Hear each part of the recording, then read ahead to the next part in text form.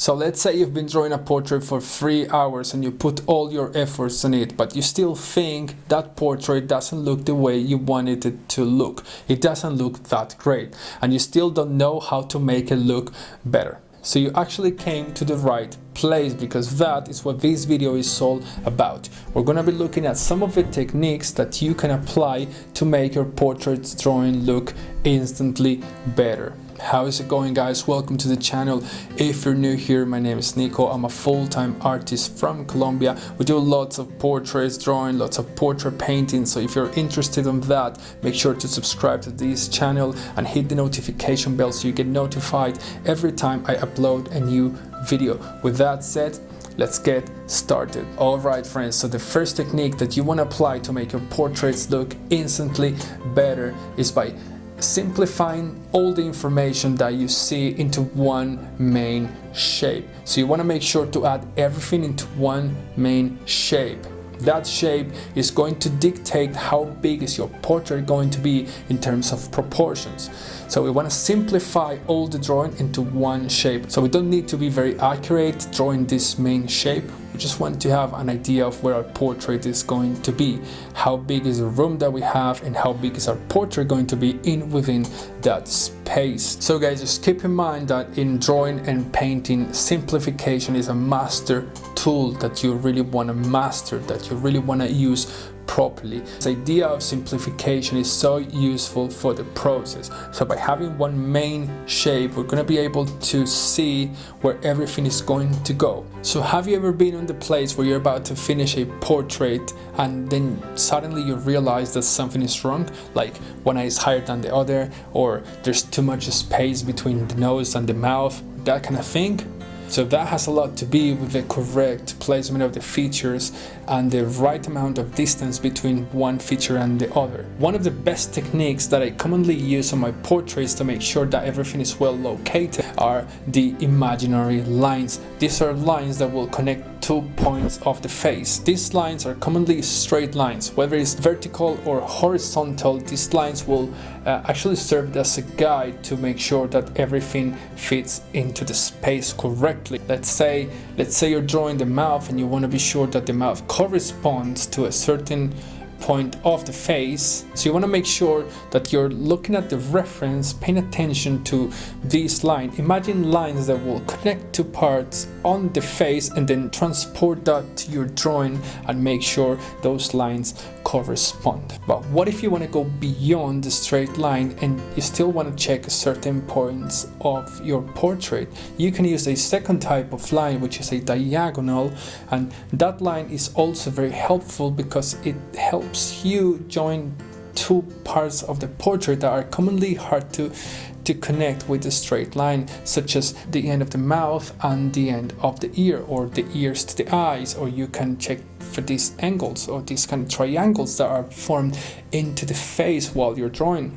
So this type of line is commonly referred to a method called triangulation. These kind of triangles on the face are made of tilted lines, so you can use the same joining 2 points on your reference and then transporting that onto your portrait. One really important thing here is that you can actually use the help of certain tools to guide you on these measurements, but I really recommend you to start using your eyes. Just trust your eye. They can see a lot more of what you think. Basically what I commonly do is I trace a line with my eyes. So I look at 2 points and I look for the line and I trace the line in my brain, and so then I transport that line and I make sure those 2 parts connect. So it doesn't have to be perfect. In fact, it's not going to be perfect the first times you try it, but once you practice, this is going to help you in the ability to be able to check distances with your own eyes. So what I mean by this is that you always want to double think on what you've done. So you want to be able that you're placing everything correctly, but you still want to double think and make sure that everything is on the right place and that everything has got the right size. And double thinking, double correcting the process, just going back and forth on the same parts of the process. This is actually one of the most useful things you can do to actually make your drawings look instantly better. Looking at everything like hundreds of times is actually going to give you more information and more points of reference so you can make sure everything is going good. So double think is a good thing. Alright guys, so please let me know in the comment section down below, how are your portrait drawings going and which part of the process do you find the most difficult? Also give me a big thumbs up if you find value here. If you're liking the video, please make sure to subscribe to the channel because it really helps me grow and it helps me make more content like this for you. So if you want your next portrait to look full of form or three-dimensional, you first want to start thinking that way.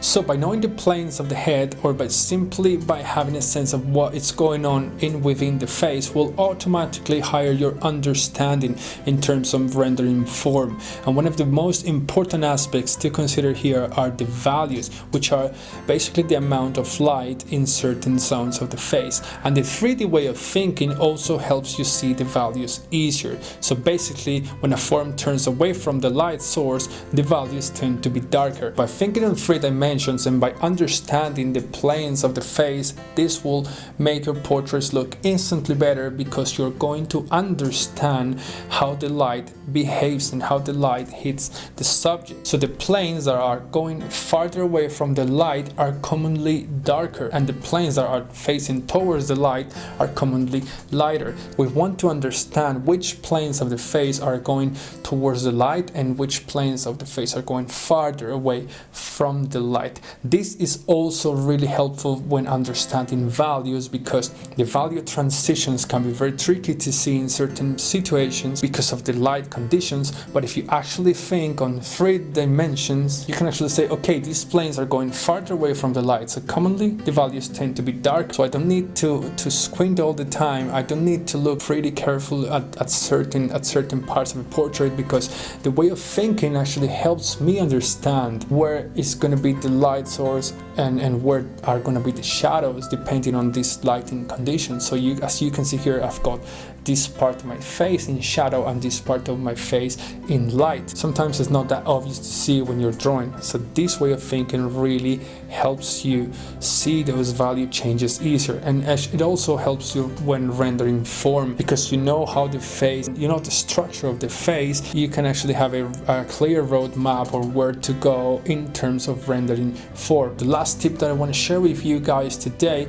has a lot to be with how you can see the mistakes that you are making so you can correct them. How are you going to be able to see those mistakes when you're all involved in the process and it's very hard to see them? So which are the techniques? How do you use certain tools to actually see those mistakes and being able to correct them? So I've got 3 different types of techniques, 3 different movements that you can make in order to see those mistakes. And the first one is by simply using a mirror. So a mirror will show you a symmetry of what you're doing. It will show you things in a completely different way, in a very fresh and clear new way of seeing your perspective. So basically by using a mirror, you can place a mirror here, close your eyes and look at the mirror so you can see the reference that, or your portrait in a symmetry. You can put it here in the middle of your nose, or you can just place it here on top. You can just basically put it aside. You can look at the mirror so it will show you the symmetry of what you're doing. Also include the reference photo as well so you can see both. And so it's gonna show you a very clear and a very clean and new fresh approach to the process so you can see the mistakes a lot easier. So another really good technique that you can just use now to make sure your portraits are going good, to make sure you see the mistakes and to make sure you can correct them, is actually by turning the painting or the drawing upside down. So this is another way to see it in a very fresh and clean way, so a very new perspective so you can see all the mistakes that you're making. By turning the painting upside down in conjunction with the construction lines or the imaginary lines that we used before, you can still use those lines to judge sizes, placement measurements and to make sure that everything is going correctly, and all the mistakes you might have done, you will be able to correct them. What if you painting from life and you can twist your painting upside down, but you cannot put your subject upside down, so that's not going to work in that case. And what if you don't have a mirror at the moment when you're drawing? I've got another technique that is going to serve you in every possible situation you might be. This one is actually very easy to do, and you can make it during the whole process of drawing and painting. So this one is actually a really good one, and it's probably the one that painters and drawers use the majority of the time. So it's basically just to step back from the painting, go back a few meters away from the painting and try to see the painting or the drawing as a whole, so you can see the mistakes a lot easier, and you can still use all of the other techniques that we spoke about before, such as construction lines, guidelines, all those good techniques. You can still use them on your process when you're looking at the painting from far away. Looking at the things from far away will also give you a new perspective. You can squint your eyes when you're looking at the portrait from far away as well to understand mistakes on the values. And so these 3 techniques are actually so useful.